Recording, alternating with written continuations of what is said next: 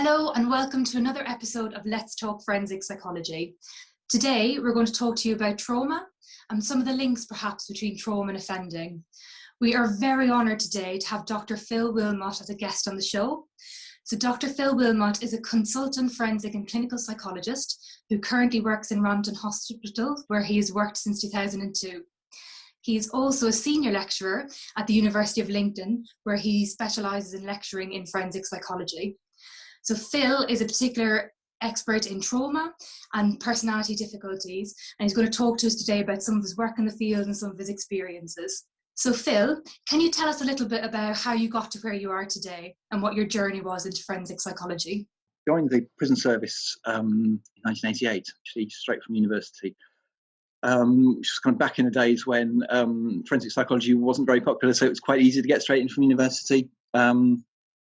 So I worked in the prison service for 14 years at various prisons before I had the opportunity to move across to the health service at Rampton. So I've been in the men's personality disorder service ever since 2002. And along the way, I had the opportunity to train as a clinical psychologist, and then I also had the opportunity to do a PhD a few years ago. Which is kind of partly because of my interest in just understanding more about the process of therapy and how it is that people get better in therapy. So that was kind of the subject of my PhD. And then once I got the PhD, I kind of wondered what to do with that. So I got some part-time job at University of Lincoln teaching and trying to do some research, but I don't get the chance to do much research. Brilliant. And when did you begin to develop an interest, I guess, in understanding trauma? I suppose it's been around, I suppose, for a long time. I suppose I've always been aware that the lives of the people I work with in prison and in hospital, there's a lot of trauma, and I think through the therapies that we do, I suppose particularly we do a lot of DBT, dialectical behaviour therapy, and schema therapy, which are both therapies for people with diagnosis of personality disorder, and both of them, I suppose, stress the importance of what happens in childhood and traumatic events in childhood.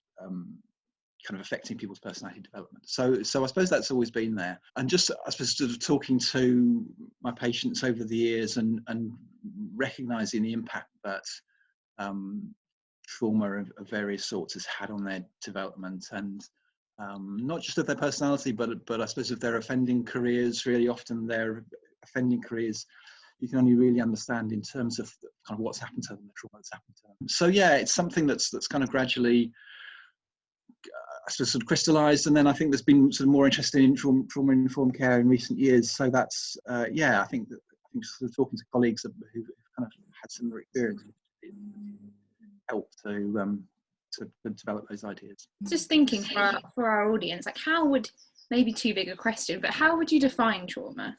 What is trauma? That's a good question. In a way, trauma is.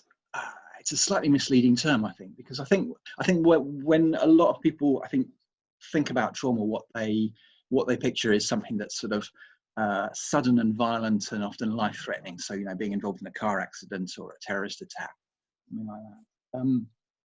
And I think that often, the people that we work with have been through experiences like that. But I think also, and I think perhaps more, what defines the experiences of our clients is more kind of chronic and pervasive. So it's kind of experiences of, for example, growing up in a household where we're exposed to domestic violence, or growing up in a high crime neighbourhood where you're kind of constantly in fear of violence, or growing up with experiences of racism and just sort of unpredictable racist behaviour. And I think I suppose the common feature of all of those things, I think, is that you grow up never feeling safe and constantly being on your guard.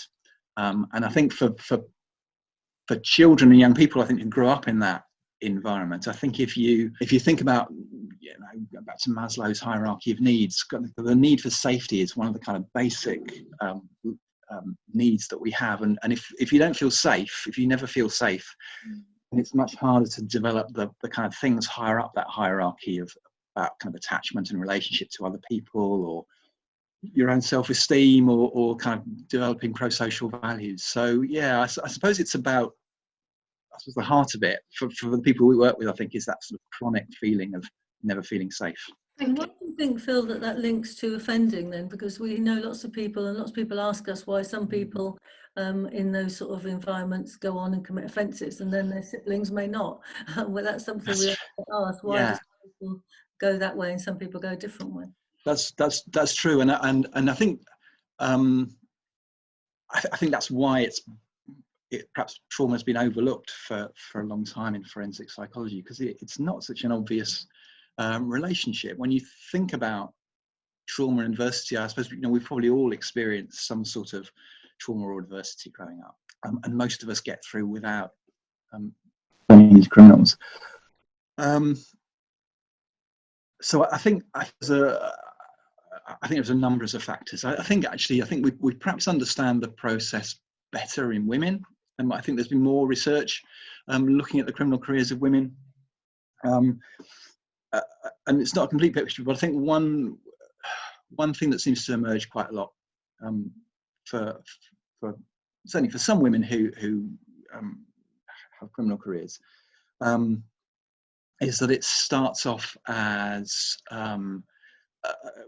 women kind of do things that in order to escape from abusive home environments that bring them into contact with the criminal justice system. So they run away from home, they maybe end up homeless, and then they have to get involved in things like shoplifting and theft, or drug use, or sex work. And that's what brings them into contact with the criminal justice system. I think for men it's more complicated. I think some men follow that sort of trajectory. But I think for more men, I think it's about kind of feeling safe. And I suppose men perhaps do that in a slightly different way to women. So I think for some men it's about kind of being violent and scary and keeping people at a safe distance. For other people it's about just being domineering and controlling the environment and people around you. And for some people it's about hanging around other offenders. I think if you've ever spent any time in a men's prison or in a young offenders institution, they can be very scary places and very kind of macho places. And I think a lot of people kind of see the sort of the very kind of tough macho prisoners there, and they think, well, these people aren't so vulnerable, or they can't possibly be victims. But I think that's the whole point.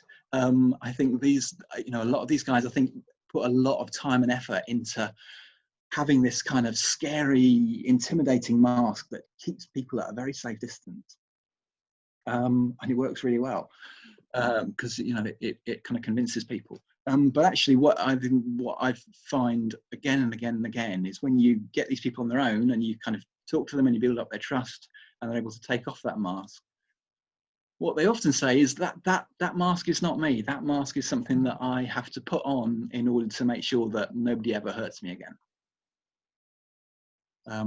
So yeah, I think that there's all sorts of pathways to it, but I think those are some of the reasons why I think kind of trauma and that kind of lack of safety ends up in people offending. A lot of the people that we've worked with, I think, kind of fits some of what you're talking about, actually. And it seems like you're saying that in some ways it's very much down to how the person experiences the trauma. So, as Jerry was saying, actually, there might be two siblings who've grown up in very similar circumstances, and one chooses an offence pathway and another person doesn't.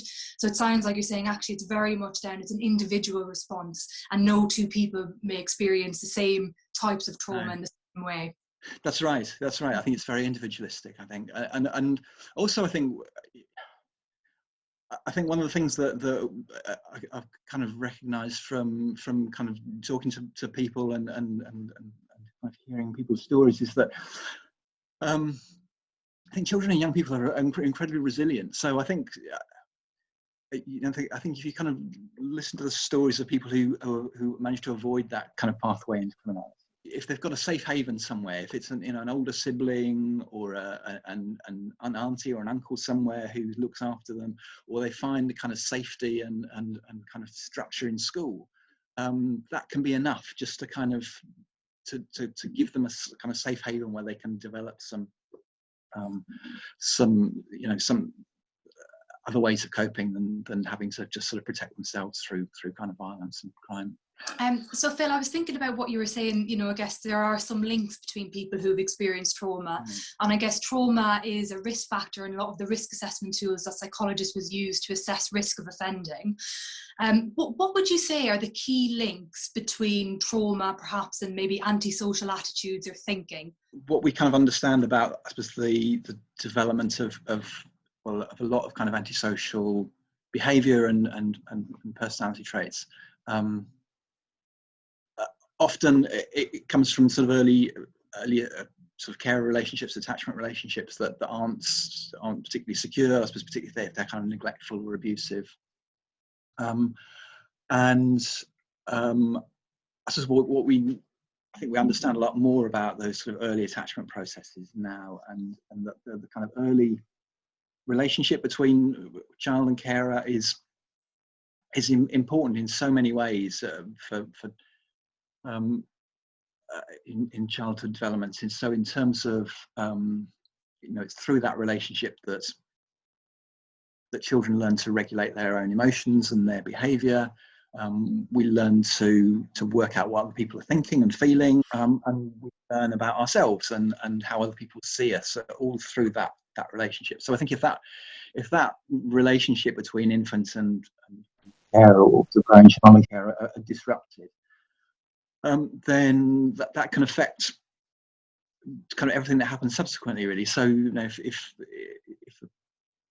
by the time they get to school age, the children are less able to socialise, to interact with other children their own age, or to do so in a sort of cooperative way. So they're more likely to behave in sort of aggressive, bullying ways to other children, because that's the way they've been treated themselves. And they're more likely to struggle in education because they don't have the kind of the cognitive skills to manage an education, or the attention span is quite short, or they don't see the need for education. So they kind of, I suppose, through the school years, they tend to be more likely to struggle with relationships and with education, and they're perhaps more likely to get drawn into hanging around with like-minded people and with kind of antisocial peer groups later on in life. So I think those kind of early kind of relationships are key. I think one of the other things we know about the way that people respond to trauma and what we know is post-traumatic stress disorder, I think that can have an impact on people's developments and the way they respond. So thinking about the symptoms of post-traumatic stress disorder, and there's kind of two groups of symptoms in particular that I think are important. So one is about that people are often, as a result of trauma, they can be sort of hyper aroused and hyper vigilant, kind of, so they're kind of constantly on the lookout for threat, because they're kind of expecting threat and danger at any time, and I suppose that can leave people to be kind of hypersensitive to threat and emotionally very reactive, and perhaps more likely to react aggressively or to see kind of threat or insult in kind of neutral situations. So I suppose that's one set of symptoms that can, if they're kind of there chronically, can sort of lead people into kind of violent and aggressive behaviour. One other way that people can respond to trauma is to shut down, just because they're just so overwhelmed with distressing emotions and feelings that they kind of they learn to shut those emotions down in themselves as a way of coping. And I suppose the danger of that, if you do that chronically, is that you not only shut down your own awareness of your own feelings, but you shut down your awareness of other people's feelings.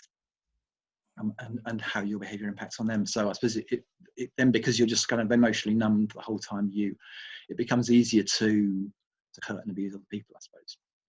With those two sets of symptoms, in your experience and your knowledge, have you seen that there's a certain type of person that's more likely to shut down or more to be hypervigilant? Is there any sort of individual differences there? I think within the same person, you can see both patterns. I suppose in terms of kind of some personality disorder service where I work, I suppose that we'd kind of associate the more kind of hyper vigilant, hyper aroused presentation with people who have perhaps more of a kind of antisocial or borderline personality presentation, and that kind of shut down presentation is more of a kind of avoidant, paranoid, avoidant kind of presentation. But yeah, I mean, I'm not a fan of those categories really. Even though I work in the personality disorder service, I'm not a fan, because I think actually a lot of people flip between those two, or those two extremes really, depending on circumstances. Really, I think they're, in a way, they're kind of, I suppose, learnt responses. So I guess people, as with I think a lot of trauma responses, I think people learn to do whatever keeps them safe. And sometimes if being really kind of loud and scary keeps you safe, then that's what you do. And sometimes if just shutting down and hoping that people will just kind of go away or ignore you works, people will do that. So it depends a bit on the situation, I suppose. So that's just the way I think about personality disorder. Is it's how you learn to survive, really. And I think the clearest example of that is with things that we call paranoid traits. That might be in kind of polite society that we all live in, being paranoid is seen as being a kind of a disorder. But if you grow up in a really dangerous environment where people will hurt you, people will abuse your trust, being paranoid is actually really a really functional thing to do. If you're really trusting and open with people, you're going to get done over you. So actually, it's good to be paranoid. The trouble is when you leave that situation and you come into, you hang out with kind of nice, trustworthy psychologists, then we all think you're really weird and paranoid. But actually, for growing up in that situation, where you live in that situation, being paranoid is a really good thing to be. But in prison, you imagine, in a secure hospital, you can imagine why people would be paranoid, because exactly. So it seems functional, really. Definitely. So at the moment you're editing a book about trauma, and what are the sort of the themes are coming out from that? What have you seen emerging from that? I think a number of themes. I think that idea about just reframing not just personality traits, but I think a whole range of behaviours, offending behaviours, as things that people do to keep safe, or to kind of instill that feeling of safety, I think is that seems to be a kind of repeated theme. I think something that's struck me, that I suppose I can kind of look back on sort of 30 odd years of being a forensic psychologist, is that sometimes when I worked in the prison service, forensic psychology felt like something that we did to people rather than something that we did with people. So I'm sure it's changed now, but back in the days when I was running kind of sex offender treatment program and thinking skills programs, I felt like we had this attitude sometimes of, well, we're here to tell you what's wrong with you and what you need to do to sort yourself out, which is an incredibly patronizing way of dealing with people, really. I think what's kind of really clear from this book is the importance of listening to service users, prisoners, to patients and their stories, because I think often we don't do that. We haven't done that in forensic psychology. I was kind of thinking, one of the things that I've really kind of seen as important with this book is to include service users' voices. So we've tried to include as many stories from service users about their lives and their experiences. Because thinking about it, that's not something you often see in forensic psychology books, is it? There's lots of experienced academics like me kind of pontificating about why people offend, but actually we never hear the voices of offenders talking about why they offend. And particularly when it comes to trauma, actually, there's very little out there about the links between trauma and offending. So I think the importance of listening to our clients about their stories and their how trauma is linked to their offending, I think it's really important. I think something else that's really struck me is being about how the using the lens of trauma, I think, is a really helpful way of perhaps understanding some of the things that we kind of overlooked, I think, a bit in forensic psychology. So for example, I think the why is it that most offenders are male, particularly violent offenders? And I think kind of understanding through the lens of trauma is perhaps one way of exploring that. Not that obviously women experience trauma as well, but I think when we come to actually start to look at how do what traumas happen to men and women, there are some differences, and I think the way that men and women react to trauma and the way that society tells men and women they should react to trauma, I think is very different. And I think that's kind of useful way, I think, of understanding why it is that men go one way and women go another way a lot of the time when it comes to trauma. I think another area is if we think about racism as a particular form of trauma, and again, one of those kind of forms of trauma where if you live in a racist environment and you're a person of color, you never feel safe. So it has a lot of parallels with other sorts of trauma. And I think again, look at us, we're all kind of white.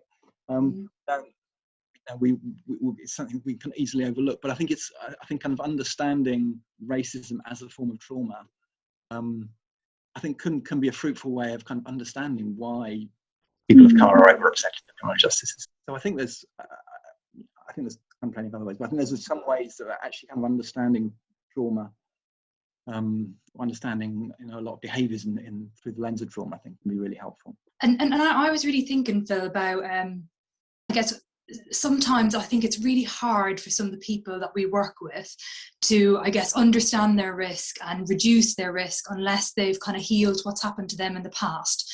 And I guess in your experience, what do you think the implications are for people who have come in contact with the Criminal Justice Service if they don't address their trauma? So I think for our patients, it has to be a kind of personal choice. I think for some people, it's just too painful.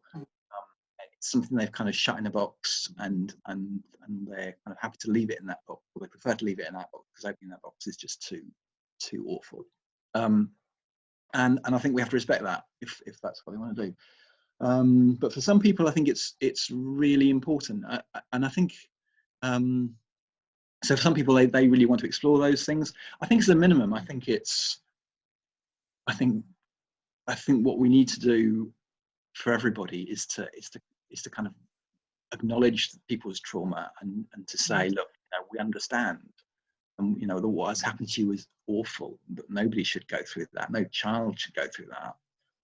And you were not responsible for what happened to you.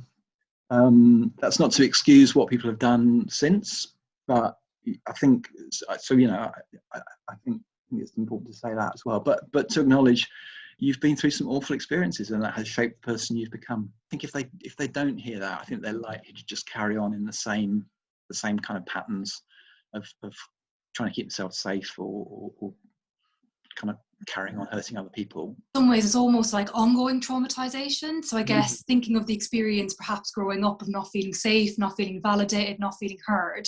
And then I guess if as practitioners we're repeating that, we're actually contributing to ongoing traumatization. Absolutely, yes. I think that's something else that I think is really clear through the book, and several contributors are kind of talking about what it means to have a sort of trauma-informed environment that involves everybody. Because you're right. I mean, trauma, it's not just our patients, our prisoners who've been traumatized. A lot of our colleagues have been traumatized. And when you think about a lot of the sort of the things that we do and we perhaps take for granted day to day that go on in prisons and in hospitals. You know, we restrain people, we lock people in rooms. You know, things that you know, if you're you know, those who've experienced as a child would be really kind of re-traumatizing. But also, I mean, I suppose, you know, less kind of obviously traumatizing things like, you know, we move people suddenly without warning. You know, you get up one morning and right, you're moving to the other end of the country, pack your bags, or we change people's teams. So we say, oh, you're not working with that nurse anymore. You're working with this nurse because that nurse is moving. Or we make decisions about people without consulting them. Things that we do, you know, are all kind of part and parcel of prison life and hospital life. But again, if your experiences of growing up in care, or, you know, growing up at home, if those experiences mirror those are going to be deeply distressing and damaging experiences, really. And I suppose part of what we're trying to do is kind of create a safe environment for people where they can start to deal with all these issues. And yeah, you're right. If we just keep re-traumatizing people and doing things that make them think, oh, actually, this is just the same old rubbish going on. You know, this is, you know, different packaging, but it's the same kind of abusive things that keep happening to me. They're never going to want to change. They're not going to be able to trust us enough to be able to. So yeah, I think being aware of those things is really important, and it affects everybody. So it's not just something that happens in therapy. It's got to affect the whole kind of culture, really. I think something else that I'm interested, part of my role at Rampton is as the lead for boundaries, because therapeutic boundaries and are something that's really important and difficult sometimes with our patients to maintain appropriate boundaries that aren't either too close or too kind of punitive. But yeah, but I think what's kind of interesting is kind of understanding boundaries through a trauma lens that sometimes, you know, because our patients' boundaries have often been blurred. As children growing up, they struggle to maintain boundaries with our staff, and sometimes for our staff as well, they find it difficult to maintain those boundaries. So I think kind of understanding those boundaries through the lens of trauma is also really important, to kind of help people and not end up damaging either the patients or the staff. We often say about our staff needing to have therapy themselves, especially forensic psychologists, so that you're not. Yeah, definitely, yes. Because we say it's them that's causing the problem, but it could often be us as well. You know, our own experiences and how we've been affected by our past, and if there's an environment within an establishment where we couldn't admit, oh, I feel like this, or I think that, then it's going to be more secretive, and it's just going to repeat itself over and over again. But you have to be quite self-aware, don't you, to know that's what's happening, or you know what your susceptibilities might be to doing things like that. Yeah, it's difficult, and I think it's probably scary. I think when you're kind of in that situation and you know you kind of feel yourself getting pushed and pulled, and if you don't understand what's going on, I think a lot of people think, well, this is me. I'm just, you know, I'm being a bad psychologist or a bad nurse. Or it's them rather than the relationship. Or it's this wicked patient who's manipulating me. Yeah, I think that's what we often say, isn't it?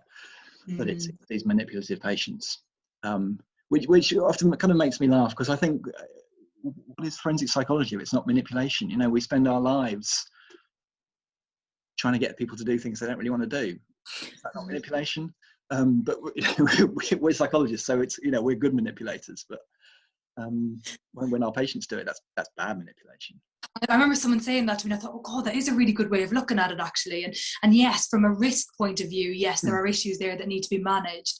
But actually, when you look at it from a functional point of view, actually, it's just someone trying to get their needs met. And that need might be really unhealthy, or, you know, there might be a dysfunction, or the way it's expressed is dysfunctional. But, you know, it's someone trying to get their needs met. Yeah, exactly. Yeah. Which is what we do, isn't it? But I was just wondering, 30 years as a forensic psychologist, what has been one of your most proudest moments? I think it's kind of making a change with people. I think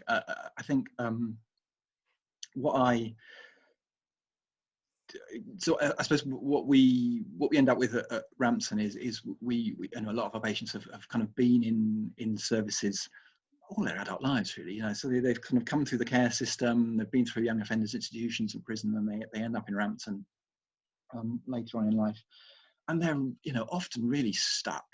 Rampton feels like the end of the line for them, and I think to see those people change and to see them kind of take off that mask that they've kind of had, they've had on for so long, their whole lives, of being that kind of tough, violent person.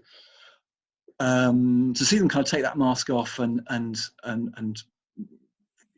first of all with me, and then with other people, and then to think, oh, actually, maybe there's more to life than just kind of being scary and keeping people at a distance. And then actually kind of eventually being able to move on and kind of move back down the system. I think that's really rewarding. And it's one of the kind of privileges of working at Rampton. It's a privilege and a curse, I think, is that we get to work with people for a long time. So it's not unusual for us to work for sort of 3 or 4 years with somebody. The longest I've worked with somebody has probably been about 10 years, which is a curse sometimes. But also, I think when you find when that person finally moves on after 10 years, you think, oh, yeah, I've really made a difference in that person's life. I like to think I have, anyway. And do you have any kind of future plans or aspirations for your career? Or I think kind of thinking more about trauma, I think has kind of made me realise that there's just so much that we could be researching in this. So yeah, that's what I'd like to do. I'd like to have time to do research. I think that I'm looking at the moment is that thing about boundaries. So I'm just looking at the sort of investigation reports for going back over the years into all the kind of boundary breaches that we've had, which is really kind of interesting, actually, just to look in kind of minute detail at kind of what happens and how those boundary breaches go, or how they grow from being kind of quite small crossings to big kind of boundary violations. And I think that's kind of really interesting sort of topic there that I think we don't really understand. That I think often we don't get the chance to look into. So I think it's really kind of potentially fruitful to look at that. I think one of the other things that's kind of interests me is, I suppose, kind of looking at how, in more detail, about how things like kind of antisocial traits and antisocial attitudes develop. Because I think I think we haven't really looked at those through a trauma lens very much before. I think there's plenty of research in the forensic field about how antisocial attitudes are really kind of important for offending. And they're one of the kind of the big kind of criminogenic factors. But actually, kind of looking into this from the book, no one's really kind of looked at that from a kind of trauma angle. Why is it that people develop these kind of attitudes that violence is okay, or not caring about other people's feelings is okay. So I think that's kind of something I'm also interested in. Sounds fascinating. I think the thing about the boundaries was really interesting, because the more we talk about it, the more people realise it's the small steps that lead to the big ones. Just as offended. So people say it's all right and catch early on, and to talk about it early on and recognise themselves what's happening, and make it okay to talk about it, because I think that's making it safe in the prison or the hospital or the wherever you're working. I think one of the things that's struck me already just from looking at those reports is how, I suppose, we've tended to think of boundary crossings as being something that involves two people. There's a patient and a staff member. And I think something that's clear looking at the reports is no, actually this is something that happens as part of the whole team, that other people think, when that patient's being a nuisance, they think, oh, we'll just send him down to that patient that member of staff that he gets on really well with, we'll do that. Or when the patient's kind of asking to see that member of staff, people think, oh, we'll just do it. Yeah, we'll just kind of send him to that member of staff because it gets him off our back. So there are lots of little ways in which actually other people unwittingly contribute to that boundary crossing. I think it's all part of kind of taking the kind of shame element out of it and thinking, this isn't just about one person's failure. This is something we need to think of as a team, and we need to look out for each other and protect each other. So Phil, thank you so much for your time today and joining us on Let's Talk Forensic Psychology. It's been so helpful to hear about the research on trauma, what we know about trauma so far, and actually the complex relationship that there is between trauma and offending. And it just leaves me with one thing left to say: let's talk forensic psychology.